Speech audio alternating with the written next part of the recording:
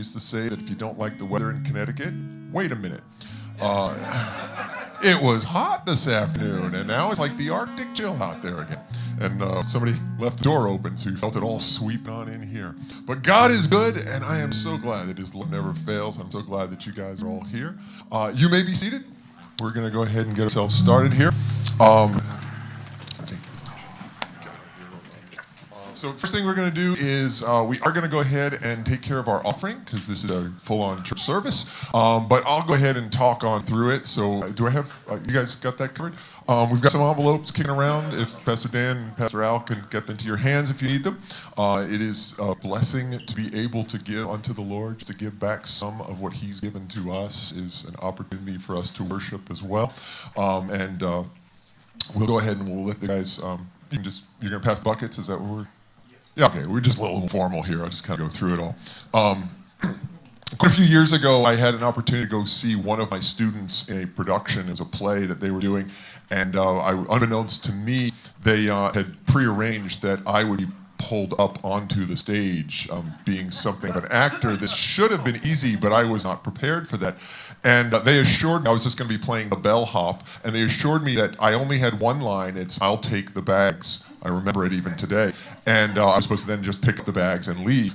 And they said they'll give me a very subtle clue. Don't worry, you'll know the cue. You'll know when you're supposed to do it. Don't worry, you'll know. And I'm like, well, what's the... And just don't worry. And then at the appropriate moment, when it was time for me to speak my line, one of the actors stepped to one side very dramatically and went... And truthfully, that's what I want from Blake when he's ready to have me come on up and start. I'm like, give me the high sign. And I'm looking for those subtle little clues. I try so hard not to make eye contact. It is weird that something like that has me stressed. And then standing up here, I'm okay, I'm fine, I'm comfortable. So anyhow, welcome. I'm so glad to be here. I just kind of tell you a little story. My dad used to say, always start with a bit of a joke. So something like that would be entertaining. We have been studying Philippians. If you've been coming out on Wednesday nights, or even if you haven't, we've still been studying Philippians. And we've gotten all of 8 verses in, or 9, if you want to look at the beginning of the end of last week. Pastor Frank has been doing literally what he promised, line by line and precept by precept. Which is entertaining to me because I've been saying that for the way I like to teach. I like going line by line, precept by precept. But I think I'd have been at least in chapter 2 by now. So, I mean, this is awesome. He's digging deep and going into it. And I don't want to presume and put myself in a position where I'm going to sort of like recover the material, but there is the possibility that there's some folks out there that missed a week or 2 along the way, and there's all those interesting things Pastor Frank has already shared. And since we have only covered those 8 verses, I think I'm going to actually cover them again real quick as a quick review of where we've been. And now I'm understanding why Pastor Frank wanted that extra glass table, Pastor Dan. I'm cool, I got it, but now I see my pages are a little wide. If you recall, we actually were reading the last place Pastor Frank left off was roughly about verse 9. I sat down with him. I know last week we had the cool album release. How awesome was that? So it's been like weeks since we've talked about it. But I believe somewhere in verse 9 where Philippians says, and this I pray. This is Paul talking to the Philippians. And this, I'm sorry, did you need me to be louder? I think you boosted me. And this I pray, that your love may abound still more and more in knowledge and all discernment. And it goes on in verse 10, that you may approve the things that are excellent, that you may be sincere without offense till the day of Christ, being filled with the fruits of righteousness, which are by Christ, Jesus Christ, to the glory and praise of God. So 3 verses. I'm going to try and just jump through 3 verses early, and I might go further than that, okay? But those 3 verses are pretty much where I want to begin this evening. And I want to backpedal just a tiny bit because I'm a history teacher. Some of you guys are aware of that. I teach history here at Faith Prep. Woohoo, go Bulldogs. And this is my go-to. I like looking at the context. When Jesus talks about sheep and when he talks about grain, I like to understand why that made sense to the people, because I'm not a herdsman and I'm not a farmer. So I look into what were they hearing when he talked about that. I think it's very, very plausible that when Jesus told parables, if he were walking today, he would be telling us parables about eBay and traffic and things of that nature, because that's our world. That's what we relate to. Okay, he'd be talking about the internet and so on. So he was speaking to them about their world, and it is relevant to us. It is still relevant, but if you understand the context, you can get the why he's bringing those things up. So looking at Paul, and Pastor Frank has already laid this foundation pretty firmly, Paul writes the book of Philippians from prison. We've established that, right? And Pastor Frank has told us that prison, he does this for a prison called the Mamertine prison, and it very easily sounds like he's saying maritime. It's not ocean. It's not an ocean prison. It's in the middle of Rome. Okay? If you look at a map of Italy, I was stunned. I did not realize Italy was inland. I always imagined Italy on the coast because great seafaring people, the Romans, even as a history teacher. And it wasn't really until I got a chance to go, my family went on a cruise, and Rome was one of the stops. And I looked at the map and I'm like, it's like 40 miles inland. The boat is not going to Italy. But we had to get off and get on a car and drive all the way to Rome. So it's not maritime, that little rabbit trail, just to get you to that point. It's Mamertine. And it is a prison that was originally built for a different purpose. Okay? So let me come back to that in just a second. This is around AD 62. His history teacher and me's got to throw dates out there. Don't worry, I'm not the kind of teacher that asks for dates to get back. There's only certain ones you really need to know. Okay, 1492. We're good. Okay, we got there. 1492, Columbus sailed the ocean blue. In 1493, he turned around and went back to sea. I don't know, something like that. And 1776. There's some important dates, but I'm not that teacher. I don't make them. I figured they could Google those things. I want them to know what's going on and what's happening. But I'm going to tell you, AD 62 is about the time Paul is writing this letter. Now, that's only significant to those of us who know our history, because something big happens in AD 64. Anybody know? Not Jerusalem, at AD 70. Good call, good guess. Something else burns. Rome burns in AD 64. And everything changes as far as Rome and Christianity. Okay? Nero needs a scapegoat. This is right before that has happened. Okay? Paul is in prison, and he's already been in prison in Rome for about 2 years under house arrest. He was living in a villa. I mean, yes, he was chained to soldiers, but he had takeout. And believe it or not, the Romans actually invented DoorDash. They were doing that very same thing. The Romans invented the hamburger. We actually have a recipe for taking slabs of meat and putting them between bread and putting a little salt and mix. They made hamburgers, okay? Takeout was the major method of getting food in ancient Rome. It's really bizarre. Most people couldn't cook in their homes because it was a fire hazard. AD 64. Okay, so Paul is living in a villa for a while, and then things shift, and they say, look, maybe he is a troublemaker, and he gets thrown in a holding cell. Okay, we're going to get there in a second. Just so you have a context now, Nero has been emperor of Rome for 8 years by this point. Around the time Paul is writing Philippians, Nero has been in charge. Now, if you study your history, Nero was deranged. He was truly twisted. He gets his position because his mother murdered his father-uncle to put him in place. Stepfather-uncle, sorry. Yes, she was married to her uncle, and that just gets weird all the way down the line, okay? So she murders her husband so her little boy can take over. He promptly has her executed in case she has any ideas about doing that to him. This is not a stable man. Okay? Nobody in Rome was like, we're so happy he was elected. This is not a good situation. But it hasn't begun the major persecution yet. We've got time for that. So Paul is appealing to what everyone knows to be an immoral, unjust leader. But as a Roman citizen, he can stop the petty persecutions. He can stop the daily stonings and the people beating him. And he can say, I'm a Roman citizen. I deserve the opportunity to speak my piece.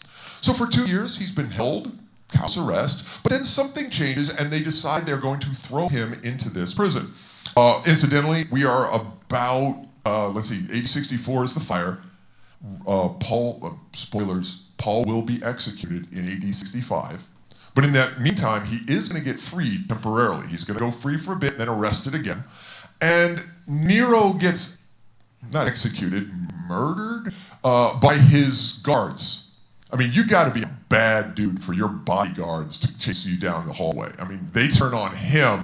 There are some conflicting accounts. He was either killed by them or he killed himself so they couldn't kill him. But either way, they decided they'd had enough. And that's just 2 more years after that. So again, not a great leader. Okay? But Paul is telling us all about how to cope with suffering. And I don't know, maybe you feel your boss is like Nero. I think in context, not quite so severe, but you may feel that you're being treated unfairly at your job or in your school or in your family or in your personal relationships. And Paul is saying, look, I got the worst of it. You want to compare notes? Okay, true story, and I keep bringing this up, and she knows why I'm doing it, and she's not here right now. But the other day, there was a fairly impressive accident out here in the front of the brick house. It happened early in the morning, around the time school was starting. I don't think anyone was injured severely, but there was definitely some damage, and they stopped up traffic way up the road. I come from that direction. And I got into the traffic, and then all the teachers are texting. I'm coming in late. I'm sorry, Miss Judy. We're going to be... Everybody's texting back and forth, and we're all trying to figure out, should I turn around, go around the hill? Is it bad coming from the other direction? Texting is awesome. We can communicate, right? So it turns out it wasn't quite as long as we thought. It took me about 10 minutes to get, a mile, and I was able to get into the parking lot. I come in my classroom, and one of my driving students, one of my seniors, walks in, and she is so livid. People need to learn how to drive. This is ridiculous. I got to sit in traffic like that. That was so aggravating. I can't believe my...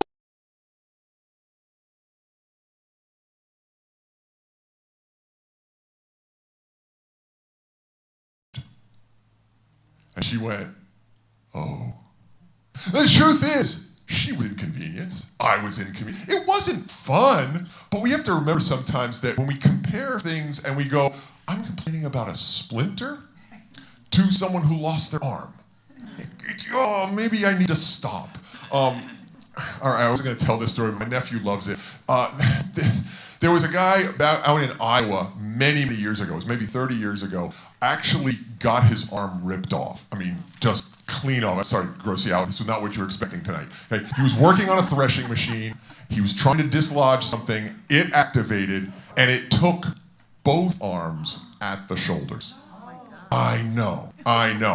Somehow, and I don't know how he didn't bleed out, he got to the phone, called 911, and waited, pressing against his body to slow the bleeding, in his mom's bathtub so he wouldn't bleed on the carpet. Okay. This is some hardy Midwestern stock. They got to him in time. They reattached both arms. He got like 80% use in one and 70%, 40% at the other. He could kind of use it, but they put his arms back on. I mean, this is astonishing. Medical science is amazing. How can you be this guy's buddy? Ooh, paper cut. Yeah, does it feel anything like getting your arms ripped off? I mean, how do you top that? Okay, so Paul is giving us, look, I'm in the worst scenario possible. You're not going to win with, my boss was mean. Paul's going to top that, okay? And this whole book is really all about how we should cope with the uncomfortable, how we should cope with flat-out persecution, mild mockery, whatever it might be. So, and I know Pastor Frank laid all this groundwork, but it's my turn. So, here he is in the Mamertine prison. Originally, this building is the, oh boy, I put out the spelling so I would know, and I thought I'd have them in my head. The Tullianum building. It was originally a cistern. That word I know. A cistern. It collected water. The building itself was built 600 years earlier. I know some of you guys live in an old home. No one's got a 600-year-old home. There's nothing on this continent that is 600 years old. Okay? A 600-year-old construction that was designed to collect water from a spring at the bottom. Incidentally, there is a myth. So Christians make up myths too. There's a myth the Apostle Peter was also kept here, and he may well have been. Tradition says Peter was kept here before his execution. But the myth is that Peter slapped the ground 3 times and the spring came out so he could baptize people while he was in prison. Awesome story, but the accounts of the spring go back 600 years. So the spring was there. Maybe it actually happened like this, and Peter cleansed the spring. But whatever was happening here, and baptizing in a little spring is cool, but it's a nice story. But the fact is, this thing was built as a cistern. It was supposed to collect water. They live in all these hills. The water is very important. It's where you're going to get your freshest water. And again, it's a 600-year-old place. It has fallen on hard times. It is in terrible disrepair. Again, you feel like your house is old because it was built 20 years ago. My roof is sagging. It's not that old a house. Okay, my pipes have leaked. It's not that old a house. It's not 600 years, that's for sure. So it's been built a really long time ago. It functioned even in Paul's time as a kind of city hall. Okay? It was adjacent to the palace. It's like the center where the rules and the governing and the judging was taking place, which is why Paul is there. Paul is waiting for his hearing. He's waiting for his chance to be called up to account for himself. And he's looking forward to it. He wants to share, this is why I'm in prison. So now it's being used, the basement area, as many buildings, is used like a dungeon. Okay, the cistern itself is where they store the prisoners. Just for the record, Roman law, there's something called the 12 tables. They like a little banquet. No, 12 tables, it's a list of the Roman laws. It's their constitution. It started in the Republic way back before Christ, and it does not allow for, there's no set of rules for imprisonment as a punishment. Romans didn't use prison. They used forced labor, they enslaved, but they didn't lock you up. So if you were locked up in the Roman world, it was a temporary measure. Temporary detainment was allowed for, but there was no, and now you're going to prison for 20 years. That was never expected in the Roman world. Something we sort of take for granted. So when we hear about Paul going to prison, that's what we're imagining. They would never have seen it that way. However, there are lots of cases, secular reports, all these records of abuses of that system. Somebody gets thrown away into the dungeon for a week or so for their trial, and then they check up on him again a month later and go, oh, we forgot to feed him. There are plenty of situations where people were just disappeared like this. And the reason we know about it is because of records. The Romans wrote about how, and Caecilius Maximus was derelict in his duties and allowed a prisoner to die while being held waiting for trial. Those accounts are all over the place. There's corruption all over Rome, okay? I'm not going there. Okay, there are many documented abuses. I'll leave it at that. The dungeon originally in the cistern, and then the way you got into the cistern, and again, remember, it was meant to hold water. It wasn't a room per se. It was a hollow under the ground. So there's a hole. And the French word for this, there's a French word for this that is used a lot. It's an oubliette. Oubliette, that's it. It's an oubliette. Anyone ever hear of an oubliette? Yeah, I hadn't until today. It means a bottle prison. A bottle prison. If you know French, it kind of translates out that way. Essentially, you could drop someone through the hole into what is essentially the well, because that's what a cistern really is. It's a well. And then there was no way out unless you lowered him a rope. There was no door to this prison. There was no bars. They didn't really even need to chain you. They could just leave you down there. Now, there is an account, this is an account from that time period, from the first century, a Roman house inspector? I don't know, somebody wrote about this. His name is Sallust, he's a Roman historian, and he writes about the oubliette inside the Maritime prison. Okay, sorry, trying to get all my words right. And he writes, its neglect, darkness, and stench gives it a hideous and terrifying appearance. Now that's the way they saw it then. Like that was Paul's world. Like somebody was already doing critiques. Like this does not get any good Yelp reviews at all. Okay, this place has neglect. It's 600 years old and no one's repaired it. It is dark and dingy down there, and there is stench. And Pastor Frank told you, Paul is probably up to his knees in refuse and sewage because although there was a spring, it wasn't being used anymore. So basically, any runoff from the streets was pouring down into the lowest point. It was contaminated. It was filled with sewage. It was gross. And it was where they just stored people, again, temporarily, but that'll teach you. Now you're going to learn a lesson. We're going to drop you in there. And again, this account, stench. This is not a pleasant place at all. So a quick reminder, Paul had already been imprisoned in Philippi.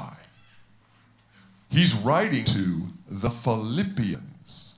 He's been imprisoned in their city already. And it's very likely the people he's writing to all know about this, because it was only about 5 or 6 years ago. Paul comes to Philippi. You can read about this in the book of Acts. I don't know if I asked for anything from Acts, but I'll get it up in a second. When he gets to Acts, it's Acts chapter 16. Paul and Silas show up in the town. And the first person they meet is this lady named Lydia. I don't know if it's the first person they meet, but the first person we learn about is Lydia. She sells purple, which means she's Abercrombie and Fitch. She is Versace. She's the high end, okay? She is Gucci, whatever you want to say. She is, because purple was very difficult to come by. So purple cloth was reserved for royalty. Only very important people could afford purple. So Lydia, a wealthy merchant woman, meets Paul, hears him preach, says, I want to know Jesus. I was already a devout believer in God, but I want to know Jesus. So this is the beginning of, oh yeah, there you go, thank you, of his encounters in Philippi. It all goes great. She says, stay at my house. So Paul and Silas have a home now. They got a home away from home. We're told they are wandering off. I do a few verses down. They're going down to prayer, and there's a lady following after them. This young girl starts calling after them. Oh, they are followers of Jesus. Listen to them. Jesus talks through them. The problem is she's a diviner. She's got herself a Ouija board, some tarot cards. She's a witch. She's not hearing from God. She's tapping something supernatural on the other side of this. Okay, and Paul grows tired of it. If you read the scripture in Acts, I'm running through the story quickly. You can kind of skim as it pops up there. Paul gets fed up. And Jesus did this as well. There was a demon-possessed man who was like, oh, praise the Son of God. And he just goes, shut up. And he's like, wow, but they were praising you. Like, yeah, but I don't need to hear it from him. I'd rather hear it from you guys. So Paul says, I'm tired of this. And he looks at her and he casts a demon out of her. The demon that was giving her access to supernatural powers, the demon that was letting her see future events, and her masters, because it turns out she's a slave, are a little bit bent. They're a little annoyed by this because she's not useful anymore. It'd be kind of like if you had a gold watchdog, and oh, who's a good puppy, and now you broke him. You don't break my stuff. They're really, really mad. So we're told, and this is the verse I did ask for, if you can get this one up there, somewhere around verse 20, they realized no demon, no prophet. They brought him, this is verse 20, they brought him to the magistrates, the police. They brought him to the sheriffs, and they said, these men, being Jews, exceedingly trouble our city. Okay, racist much? Yeah, sure. Okay, they trouble our city. What have they done so far? They met a merchant woman, they're staying in her house, they've gone to prayer, and they cast a demon out of a person. They trouble our city. No, they messed with your business. And that was all. And your business was immoral. And they teach customs which are not lawful for us as Romans.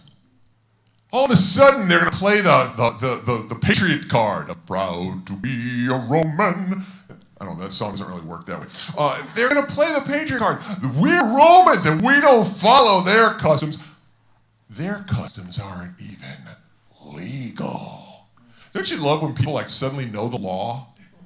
Oh, it's not against the law. But is it immoral?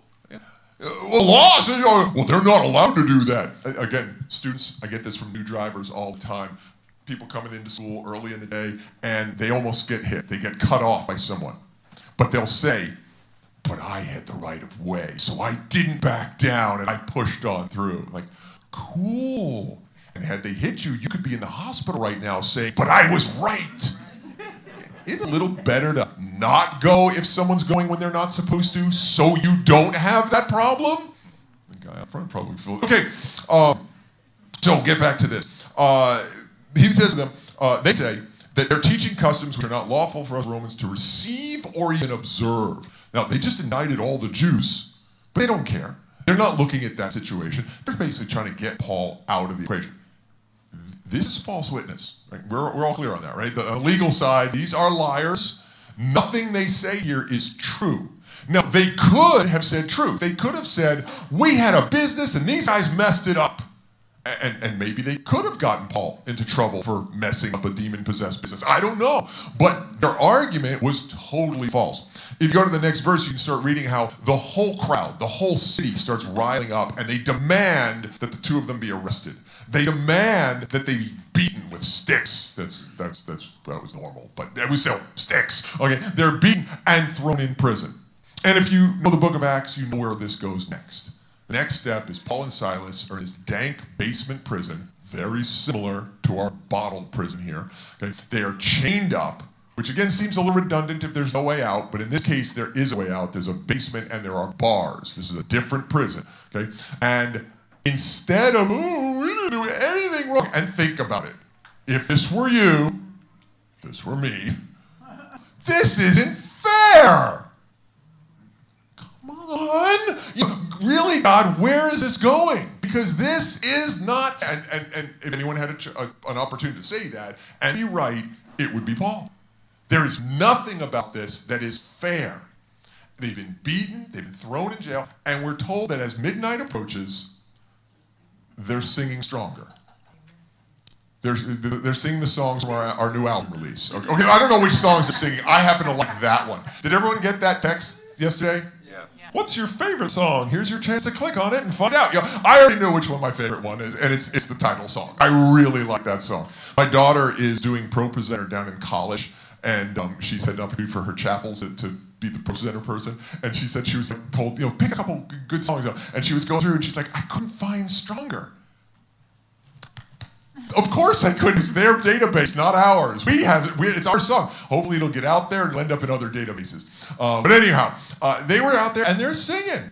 Actually, to tell you the truth, Stronger isn't the one I always had in my head. The one I always imagined is, and I come from the 80s, so I always picture Rich Mullins. Our God is an awesome God, he reigns. But really, singing at a time like this?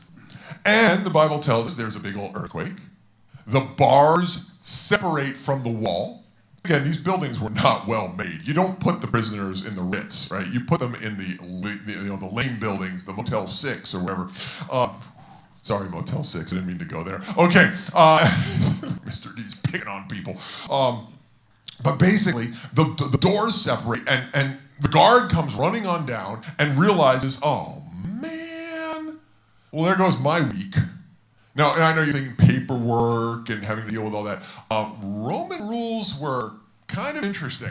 If a Roman guard lost a prisoner, he was obligated to finish out that prisoner's sentence.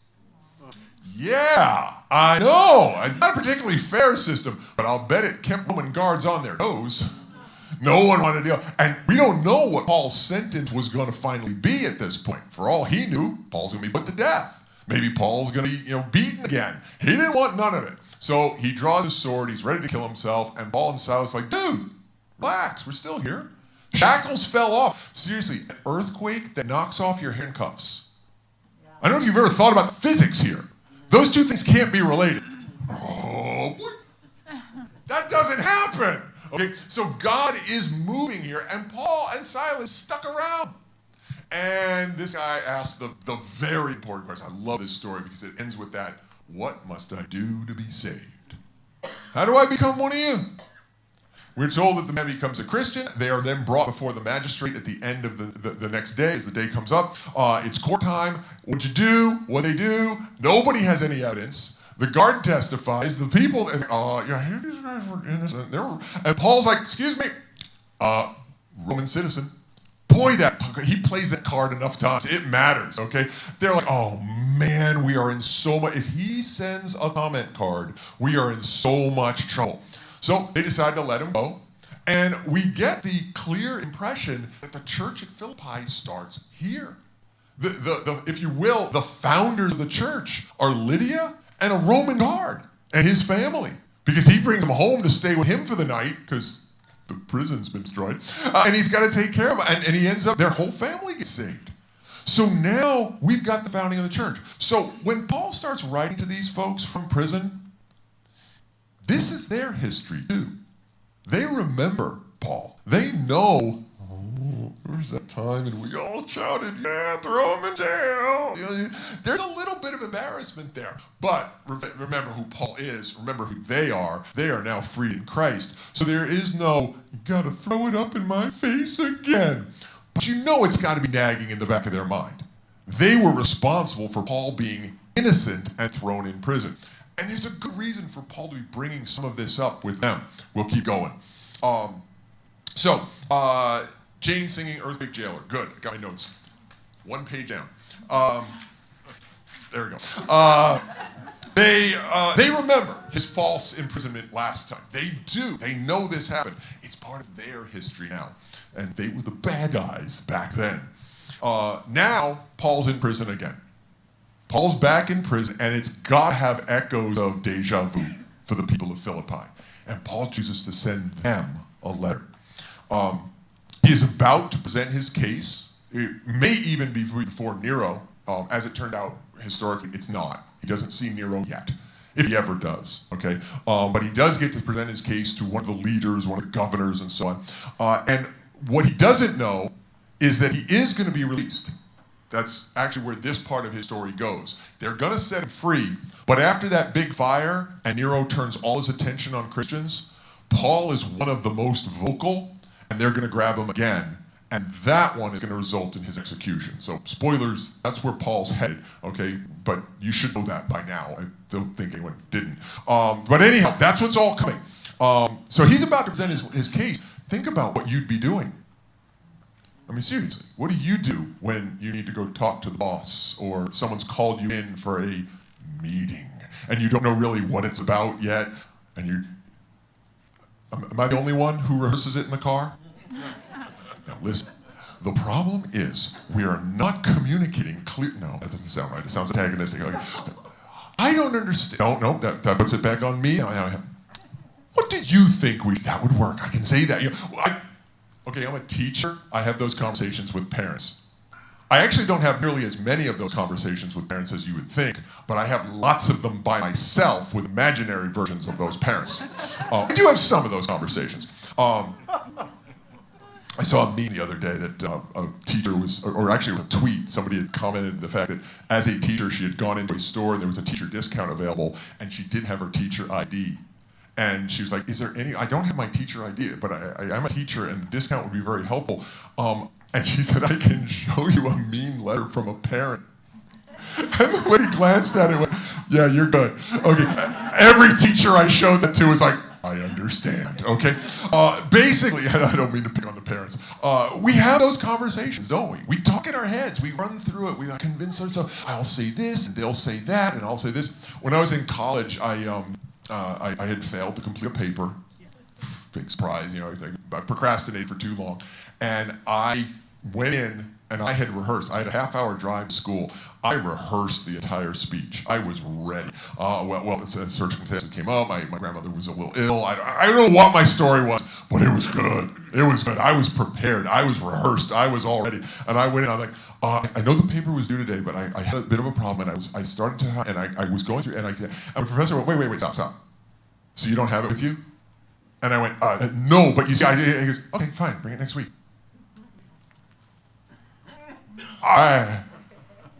Don't you want to hear the rest? I got so much more. I was all ready. He was going to say this, and I was going to say, well, I do understand, Professor, but you have to understand. I was eloquent and prepared. I knew what I was going to say.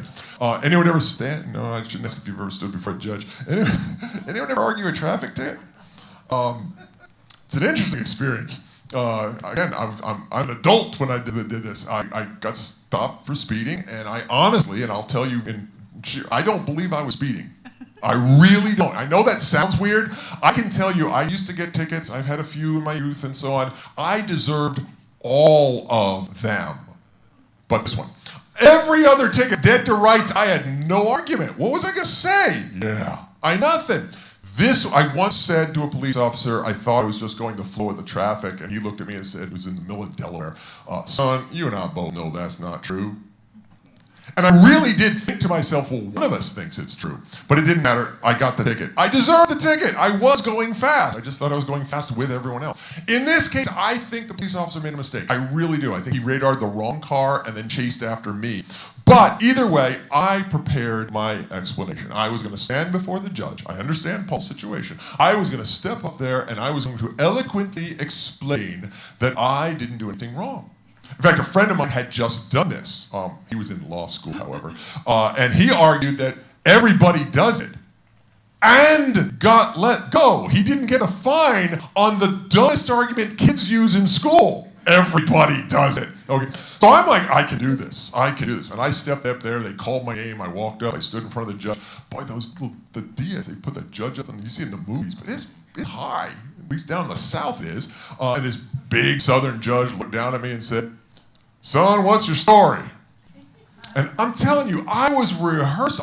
You've seen me. I can act. I was good. I had the lines down. My answer to him, I confidently stood there and I went,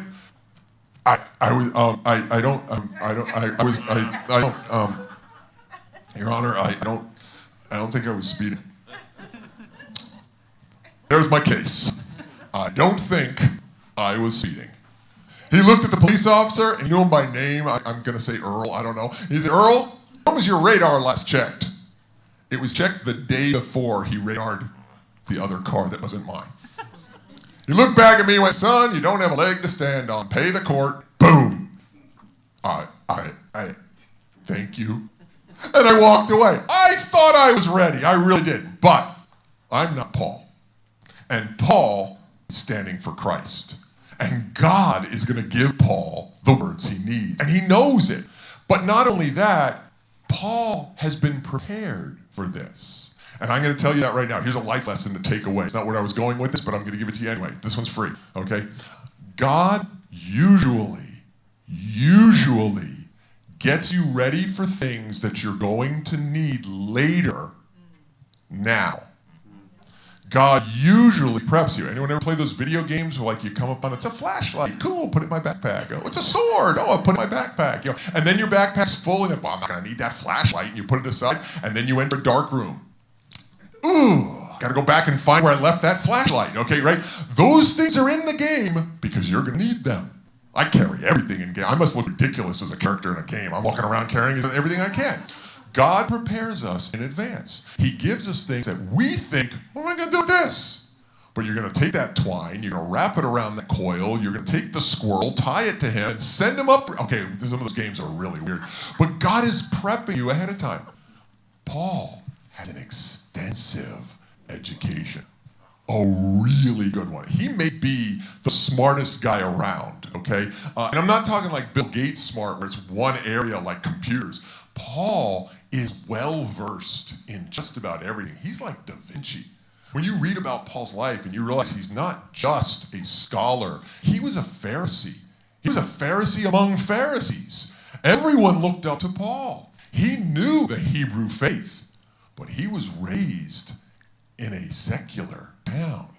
So even though he's a Jew by birth, he's also a Roman by birth. His father was a Roman citizen. That gives him an edge. He was educated by the best of the best. And if you read through Paul's letters and you start going into some of the Greek, read Rick Renner stuff, you learn a little bit about the Greek. You don't have to learn Greek, just learn what others have learned. You start to realize the words Paul uses, lawyer words.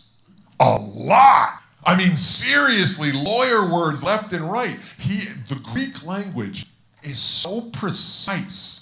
English has so many variations. You say a thing, that's not what I meant. There's so many ways to misinterpret what someone has, what someone says. I just asked a couple of students to write me an essay about the value of citizenship, and I got not one, two essays about the values of our society, the morals, and things like that. I was looking for what's the worth of citizenship? Why is it good for you? And they read a different word into value, and that's on me. I probably should have chosen a different word when I explained this, okay? So I gave them pretty good grades. They explained it well, but it wasn't what I was looking for. Paul uses very precise words and very legal words through all his letters. And when he talks about our relationship with Christ, it's almost like he's standing before the jury and making the case. And then saying, now you have only one verdict to conclude. Do you accept Christ or do you reject Christ? So it's really, really clear. This is a guy who's prepared for this for years, whether he knew it was ever going to happen in his life or not. So he's sitting there, knee-deep in sewage. Okay, then the law says, yeah, you may not. He's got it down. He knows where he's going. And that's what's on his mind. Now, the other thing that we also know about this prison is he is allowed visitors. Because again, the Romans don't lock you up in prison. They hold you temporarily. So even though there's a guard, and what did that poor guy have to do to get this duty? I mean, we already were told it's this stench, okay? Some poor guard has to stand at the top of the hole. You still down there? Yep. You're still there, right? All right. Didn't fall over and drown, did you? What a boring job, but also it reeks in here. And of course they have to change guards, and there's do you annoy your boss and this is the one you get stuck with? Or do they all rotate and take turns? I'm not even sure. But visitors come, because Paul starts this letter with Paul and Timothy. And Timothy's not locked up. So what we learn is Timothy's been coming, and Paul's been reciting. I don't know if Timothy's up there with a dry piece of paper writing, or if Timothy drops the paper down and Paul's just trying to write on it and send it back up. But Timmy is his courier. He's running it back to Philippi later. Okay? So Timothy is there to give him some encouragement, and Paul's he may be dictating. All right, say this. I thank God upon every remembrance of you. It's going to sting a little. I think about it. You're in Philippi, and he thanks God every time he thinks of you. Me, who argued to put him in prison that first time. Oh man, I'm sorry, Paul. He was innocent then, he's probably innocent now. You also got to wonder, we hear the snippet of the story, we focus on just those details. But remember now, if you heard Pastor Frank was arrested, okay, don't record this. Okay, if you heard Pastor Frank was arrested, every one of us it must not be true. But there's also a part of us what did he do? We're going to ask both questions. I don't believe it. What did they say he did? You're going to want to know. And I've had, not that, I've never recorded, but I've had little things like that happen before. Somebody I know has gotten into trouble, and I'm like, no! And then the details come out, wow, never would have guessed, okay? So you've got to wonder if the folks in Philippi, when they hear Paul's been arrested, did he do something? So Paul is actually clearing his name in some ways by contacting them and going, remember last time? You know I was innocent then. You know I'm innocent now. Now, he's not caring about his own reputation, but he is concerned about the church. He's concerned that they don't walk away. So look at what he says. Paul talks about this. He's now back in prison, and he's basically saying, don't believe the hype. Remember last time? You know I was innocent then. You know I'm innocent now. Because if they do believe, there's a lot of people that fall away. Fact of the matter is, if you hear that I was arrested tomorrow and I go to jail for fraud and being a con and for not being a Christian, or if it turns out I've been faking it all along, some kind of long con, I don't know what I would have gotten out of this. Anyway, does that mean Christ isn't who he said he is? Just because I lied about what I believed doesn't mean that what I said was all untrue, okay? And I didn't lie, so we're good there. I'm not, as far as I know, no troubles. So moving on, Paul is basically saying, don't believe the hype. He's got the legal words. You'll see some of them pop up here. In verse 20, okay, he's going to say something a little bit later. Okay, we're not getting, I'm spoiling for some other future teacher. Pastor Frank will get here in about, what are we at, 4 months. Okay, teasing, Pastor Frank, I'm teasing. So anyway, according to my earnest expectation and hope, that in nothing I shall be ashamed, but I will speak with boldness. Verse 20 says, he is expecting a release. I know I'm standing here right now, but I know they got nothing on me. I've done nothing illegal by Roman law. They're just persecuting. So I have all expectation and hope. I'm not, I really hope I go free. I'm planning for it, he says. And he's not wrong. He's going to be released very shortly. When he finally gets up there in a day or two, he's going to find that they're like, yeah, we got nothing, go home. And he'll be loose for a while. And then the burning and all the other stuff comes up. So Paul says, don't believe the hype. Remember last time, I expect I will not be ashamed when I'm done. And let's face it, we're all, I hope I'm strong enough to say the right thing. I hope I don't stand before the judge and go, I wasn't speeding. I really thought I'd be able to do that, okay? Paul's like, I'm being realistic here. I could shake, I could choke under this, but I don't think so. I think God's going to give me the words. So let's get back into Philippians. Wow, I've covered no verses yet. Take that. Okay. I've covered a lot of information, but here we go. Let's get into these verses. I told Pastor Frank, I think I might finish the chapter. Okay. It's not really true. He started, I'm going to actually go all the way back to verse 3. I know we've covered all this, but think about now this situation I've just described for you, all things Pastor Frank's been telling you about, and getting it all at once. This is how Paul introduces himself back to the Philippians. Hey guys, remember me? Okay. He says, I thank my God upon every remembrance of you. I thank my God upon every remembrance of you. Even when we locked you in prison? Yes. You're going to see why in just a second. Always, in every prayer of mine, making request for you with all joy.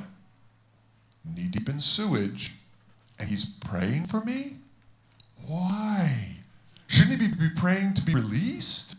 Okay, he's praying with all joy. He's not even praying, I hope they're okay after all this. He's happy about what they've accomplished. For your fellowship in the gospel from the first day, after you threw me in jail, the first day until now, being confident of this very thing, beautiful thing to be confident of, this very thing, he who has begun a good work in you will complete it until the day of Jesus Christ.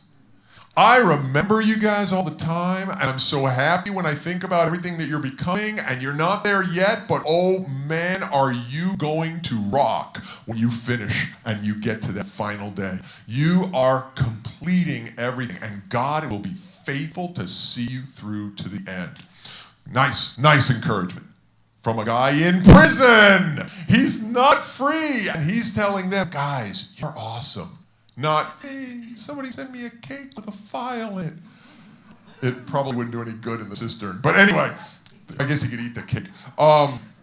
Just as it is right for me to think of you all, because I have you in my heart. That's sweet. I didn't forget you guys after I left. I think of you often. Insomuch as both in my chains, and again, he may be speaking metaphorically, I'm imprisoned, or it's very possible they actually put him in chains and then dropped him in the bottle dungeon that he couldn't get out of anyway. Just to rub salt in the wounds. Okay? But in my chains and in defense of the confirmation of the gospel, you are all partakers of me with grace. When I stand before the judge and I explain the gospel, you guys are there with me. You guys are partakers. You get the same glory. So here we go. He says, for God is my witness, and that's an oath. That's a thing you generally don't want to say, but he knows it's a truth. For God is my witness, how greatly I long for you with all the affection of Jesus Christ. God will tell you, if you ask him, I miss you guys. I like you guys. I really want to get loose so I can come by again. It's been a long time. I want to give you guys a hug. And then we finally get to the verse I'm covering today. And this I pray. Not only is he praying for them, but he's going to tell them, and this is what I'm praying. We do that to one another a lot, don't we? I'll pray for you. Specifically what? Just make sure we get this clear. I knew of a gentleman one time, he said to an elder of the church, will you pray for my code? And the guy's like, oh, absolutely. And he put his hand on his shoulder. He said, Lord, bless this cold.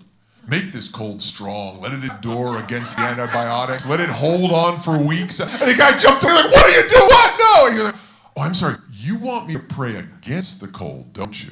Be clear. Now, it's not like it's a genie in the bottle that if you word it wrong, God doesn't listen. Obviously, God knows what you meant. But be specific in your prayer. We learned that when we talked about prayer a few months ago, right? Be specific. So Paul says, I'm praying for you. Oh, it's not just a vague little, Lord, bless the Philippians. You know, there's something specific he wants for them. He says, I am praying that your love may abound. In other words, grow and expand, okay? That your love will grow Grinch 3 sizes too large, okay? Hypermyochondria, I don't know what that's called. Yeah, I want your hearts to get so big and full of love that they will abound still more and more in knowledge and discernment. I know he's mixing metaphors. Hearts are love, minds are knowledge. But still, he wants them to grow in 2 specific areas, knowledge and discernment. You can't teach what you don't know. This is the bottom line. You can't teach what you don't know. You're given the opportunity to learn now what you're going to need later. I tell my students all the time, we're filling up your backpack. I don't know what you're going to need someday. God does. Maybe it is calculus. Maybe it's whatever calculus makes your brain do. There are things that happen to you when you learn calculus. Tears and stuff like that. But there's stuff that happens when your brain starts thinking differently. Maybe that's God preparing you for something way down the road. You don't know.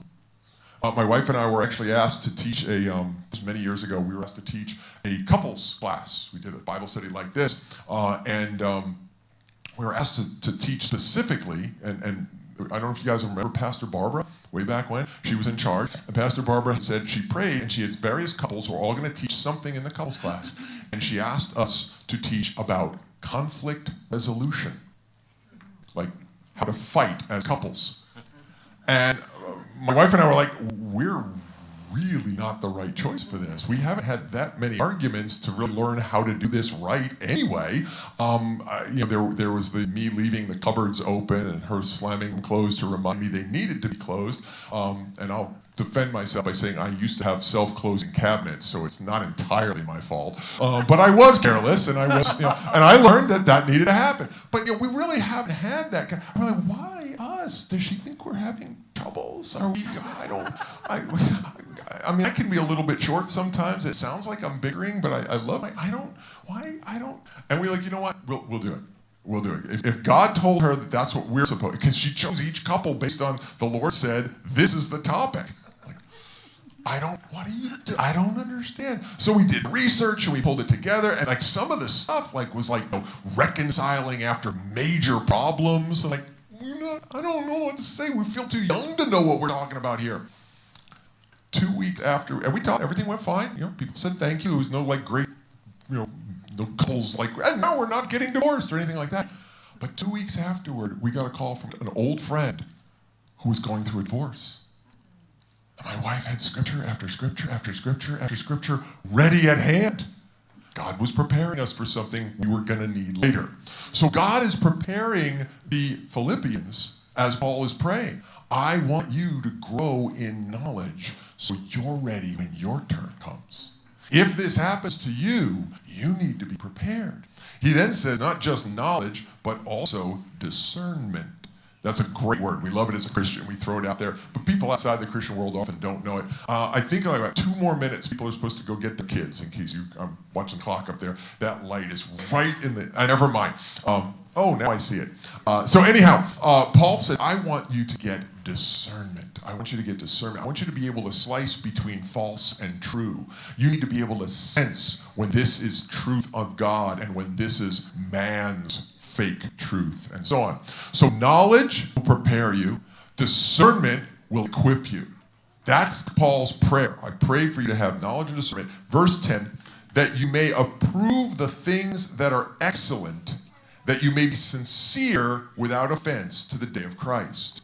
That you may approve the things that are excellent. The NIV puts it a little bit differently. The NIV says that you will know what is best. know what is best, to approve the things which are excellent, to be able to see through the lies. That's what he's calling for. He's praying that they'll have these things. Let's see, what did I have here? I already got that. Go away. But also, okay, we got that. Discern what is best. You need to know the truth to share the truth. We're right back to that statement. You need to know, and you need to recognize it. You can have knowledge without wisdom. You're dangerous. Oh yeah, just press all the buttons. Wisdom tells you when to press the buttons. And then you don't make terrible, terrible mistakes. So verse 10 gives us that, and then he says that you may be sincere and without offense to the day of Christ. The world is watching. Don't give them fuel. Don't give them a reason to point a finger at you. Okay? Why give them ammunition? So if the world is watching, and if you're demonstrating sincerity, if you're demonstrating a true faith, the world won't have anything they can say that others will believe. They may say things. People lie about us all the time. You'll know it's not true, and anyone watching will know it's not true. Imagine for a moment if I'm in a movie theater and I'm trying to slip, excuse me, pardon me, excuse me, and I step on someone's foot and look at them right in the eye because I don't like them, but I immediately say, "Oh, I'm so sorry, I stepped on your foot." Now what's he gonna do? "Ah, you did," and everyone in the theater is gonna go, "That guy's a jerk." When I was the jerk, but they don't know it. Right? So discern between what is real and what is fiction is what Paul is saying. People may say things about you, but will everyone believe it when they see and look at how you respond? When you're very calm about everything and you're not arguing and you're not telling them where they can go or anything like that, are others not going to go, I don't think they're really the problem. I think the person making the accusation is the problem.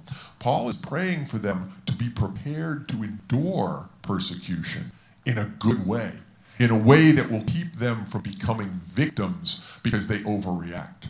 I get students all the time that are treated unfairly, whatever that situation might mean. Somebody picks on someone teases someone takes something from someone's desk, and that student does what you said, they punch him. Okay, somebody will react, they will overreact, okay? And they will yell at someone, or they will do something they shouldn't do, okay? You took my pencil, I push your book off the desk. I didn't see the pencil get taken. I'm the one in charge here, but I saw that book go flying across my room. Yeah, but he took my pencil! And I have repeatedly had to say the words, and I'm yelling at you. Like, what? Well, I had to do something. No, you didn't. The thing you had to do was let me do something, but you just had to do my job. Oh. See, I would be yelling at him right now for taking your pencil, but you called attention to yourself. You asked me, please yell at me instead. Yep. And I get that all the time. Like, oh, but he was, I'll yell at him in a second. I will. I always do. I'm not going to let it slide. But right now, you're the problem. So we're having a conversation. I would have liked to have not had to scold you because you were the victim until you weren't.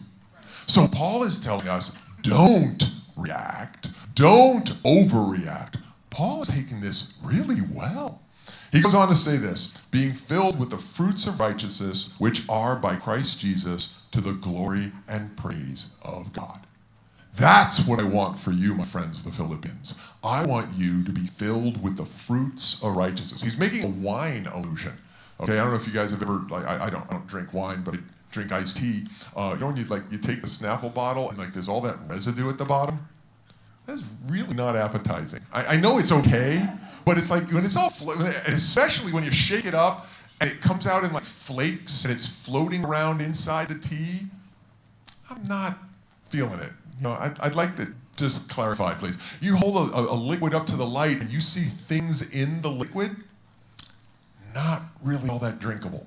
Okay? He's using that same kind of an analogy. You hold liquid, your pure wine, you want to look at it and know that it's clean. You don't want to see sediment at the bottom. You don't want to see a fly floating around in it. Okay? Those are gross things. We don't want that. So he says, I hope you will be filled with the fruits of righteousness. Okay? grapes, fruits, you see the analogy here, okay? Which are by Christ Jesus the glory and praise of God. I want you to be the kind of person that when everyone hears these things people say about Christians, wow, Christians are intolerant. Oh, but you're not. One of the weirdest compliments I ever got from somebody, and I'm not patting myself on the back, it was a cool moment for me I was still I think I was in high school. I got told by someone that I was like a real Christian. It was a weird statement to make. It was at work. I was talking to the guy who drove a forklift. He was older than me. He was going through some problem and everything. Somehow I became like father confessor to half the people I worked with. They all wanted to come and tell me about their problems. I had no frame of reference for. They were having problems with girlfriends. I didn't even have a girlfriend. And they would tell. And this guy, this happened. He's like, man. And I gave him biblical advice, and it was real short and real simple, and I just tried to keep my nose clean and not get in trouble. And he's like, you're like a real Christian. You're not like those born-againers. What an opportunity I had. I got to tell him what born again meant. But I was also embarrassed by the people who are on my team that have given him the impression that born-againers are hypocrites. And I was pleased. I could stand before God and go, well, I left an impression with him that he doesn't think I'm a born-againer, but he needs to know what that really means. And that's not Jesus. Those people who act that way, you and I, when we act that way, that's not Jesus. Jesus is when we are exemplifying his traits, when we're showing those fruits of righteousness, which are by Christ Jesus. So there, I got through 3 verses in Philippians, but I told you a lot of stories. For whatever it's worth, I do have the next 2 lessons at least prepared, but I'll pass them on to whoever is up. Do we know who's up next week? I'm so sorry, I forgot to check beforehand. I was going to plug our next speaker. What's that? Is Pastor Frank back? Okay. Maybe I'll tell him I have more notes. And I don't know. So anyhow, I thank you so much for your attention. I realize I ran over here at the end at this point, and I didn't open it up for any questions. Is there anything anyone wants to comment on? I get on that roll, and you laughed at the right time, so I figured you were listening. Are there any questions or anything I can cover? Yeah. What is Mamertine. It's actually a medieval word. The word itself, it wasn't named that in Roman times. It came in, I have to do all this research, I didn't know this. It came up in the medieval times where in Rome they named it that. But it was kind of a city hall. It was where all of the business stuff was conducted. It's where the records were kept. It was a hall of records. And the basement, the cistern area, was basically in such disrepair that they just threw prisoners down there until their trials. So the Mamertine is the word. Oh, I threw it over here, and now I regret it. Okay, the name of the place in Latin was the. Now he's in prison again. There we go. Okay, it's right. The Tullianum, Tulianum. That's the name of the building. And it's still there, by the way. There's a church at the basement. It no longer reeks. They've cleaned it up a little. What's left of it is still present. But there's a church at the basement that actually has an inverted cross, but it's because Peter traditionally was crucified on an upside-down cross. He said, I can't be crucified like Jesus, so do something different. So they did. So it's basically an altar dedicated to both Peter and Paul, who tradition says both of them were kept here at some point in their lives near the end. Any other questions? Anything else I should have touched on, or comments, snide remarks? You said at the beginning about Paul may or may not have offed himself. I'm sorry? Nero may or may not have offed himself. Yeah, Paul didn't. Paul was beheaded, and we know he wouldn't have been crucified. Paul was a Roman citizen, and that was illegal. Now, granted, there were a lot of abuses of the law, but that would have been a little too public. They would have had a lot to explain if they crucified a Roman. You can crucify anyone else, but it's kind of like Vikings. You don't kill family. Okay. So basically, Paul, tradition says Paul was beheaded right nearby, actually. And it would bear our secular history. But Nero, the emperor, they basically decided they'd had enough, and they chased him through the palace, and he locks himself in a room, and he either falls on his sword or they broke in and then stabbed him. But like that, it was 2,000 years ago. It's a little hard to get the forensics teams in to double check. Yeah. not. But it seems that he tried to kill himself so that they couldn't kill him. But it was bodyguards. I mean, how bad do you have to be? The people you pay to keep you alive say, it is enough. Anything else? I like it. History's so weird. There's so many interesting things. Yes? Any records of him fiddling? The fiddle thing is actually apocryphal. It's not accurate, in fact. The old saying is that while Rome burned, that Nero fiddled because he didn't care. Okay, do you want the rest? I can give you more of this. Okay, hang in there. You can leave if you need to, but this is just history trivia. For starters, as far as we know, he didn't play the fiddle, but he did play the harp. And by some accounts, he was quite good. He was a talented harpist, okay? But he was also on vacation when it happened. He was down by the ocean. He wasn't even in Rome to watch the fires burn. Now, the fires burned for about a week. The whole city was made of wood. And it's insane. Rome had like 8-story buildings, at least. No elevators. We know about the 8 stories because we have like party directions. Come on up the 8th floor, things like that. And there's also a legal account of a cow. I sadly regret to inform you that a cow has dropped from the 5th floor of such and such a building. Who's bringing cows up 5 flights of stairs? Okay, obviously the cow didn't want to walk back down. I don't know if that's funny. But basically, so it's a big, tall city. Now, here's where the whole Nero didn't care comes from. And some argue that Nero may have started the fire. He clearly couldn't have personally started the fire. He was 100 miles away, okay? That doesn't mean he didn't pay someone to do it.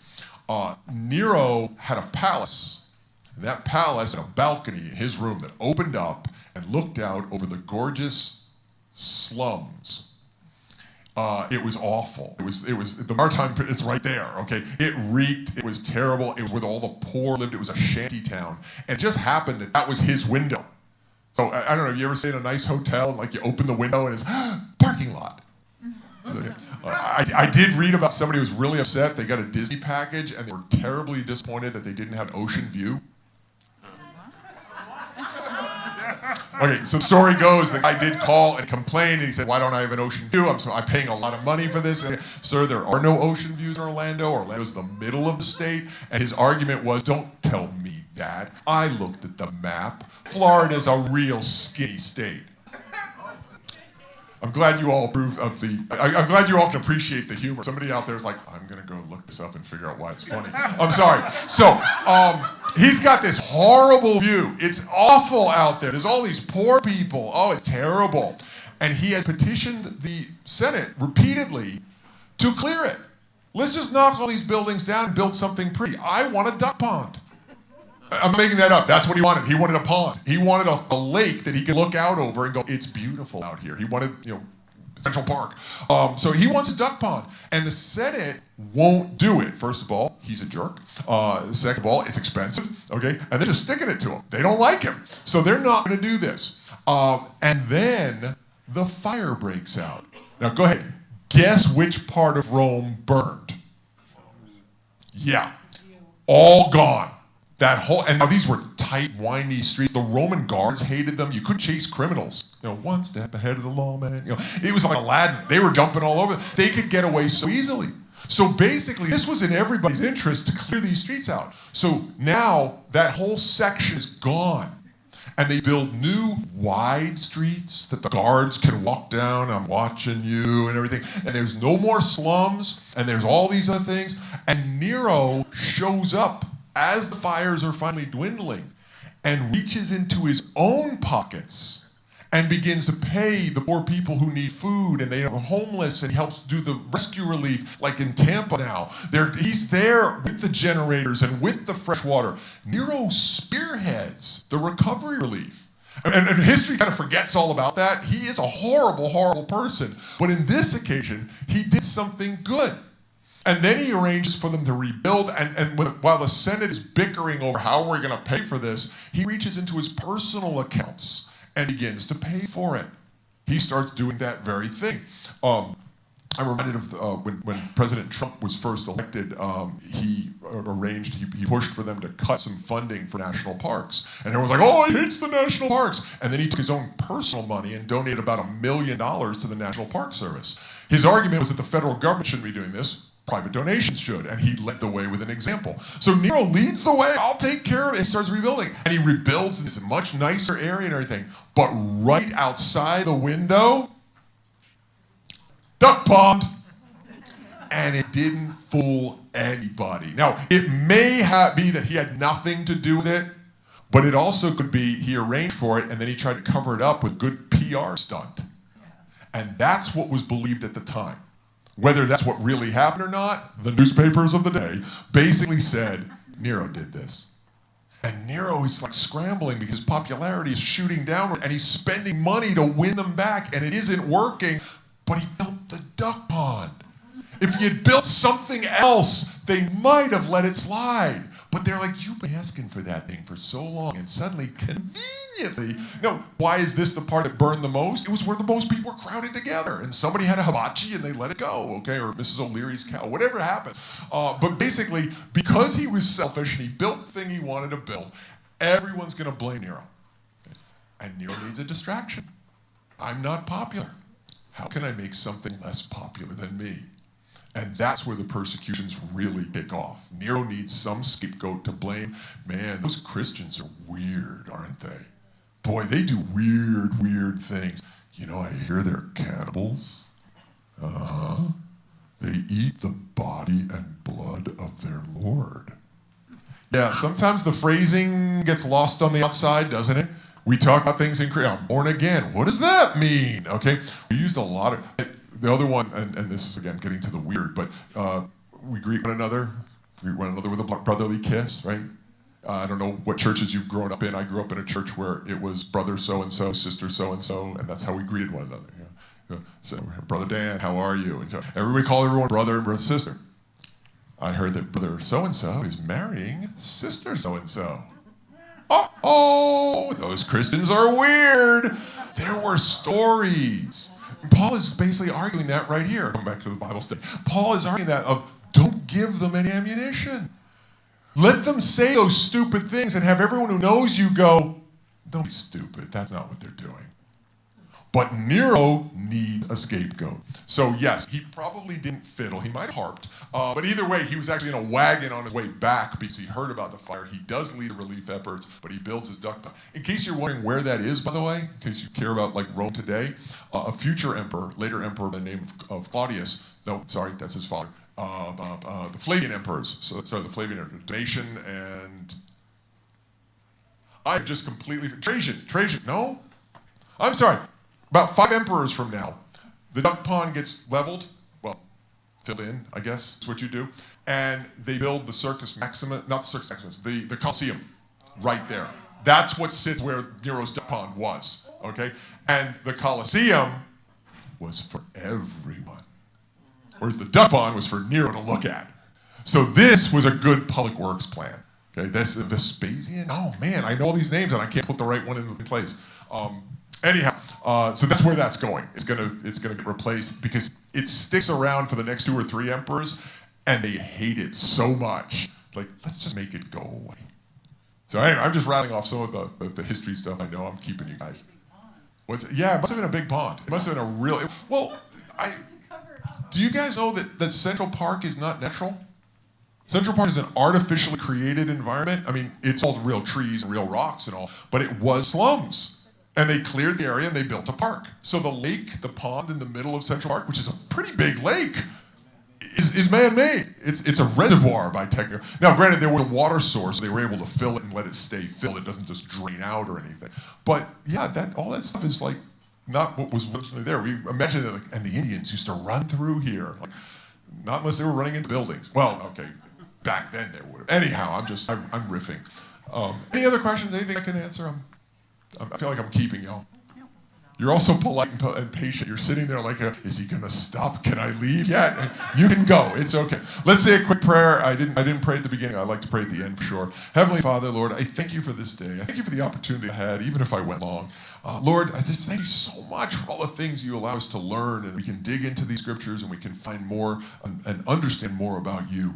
In your precious name, I ask for you to bless these people, bless our church so that we can bless others. In your name we pray, amen. Amen. Amen, guys. Have a great night.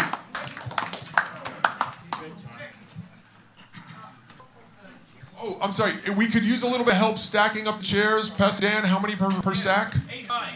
8 high. If we can start just stacking up the stairs, they lock together. They're easier to take off one side than the other. So if you just make stacks, Pastor Dan and I can put them away.